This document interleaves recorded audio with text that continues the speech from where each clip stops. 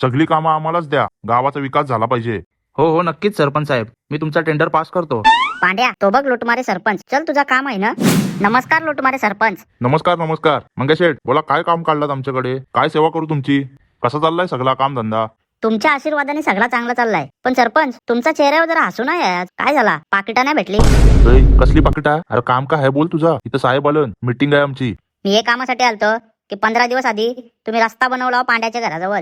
त्या रस्त्यानं खड्डा पारलाय. तो नक्की खड्डा आहे का फिस्टँग आहे ते पण समजत नाही. त्याच्यानं मासं आलं आणि परवाच्या दिवशी एक जण पारला त्याच्यानं. त्याचं 2 दातच पडलं. काय करायचं मग आता? सांगा तुम्हीच. कधी बनवता तो रस्ता?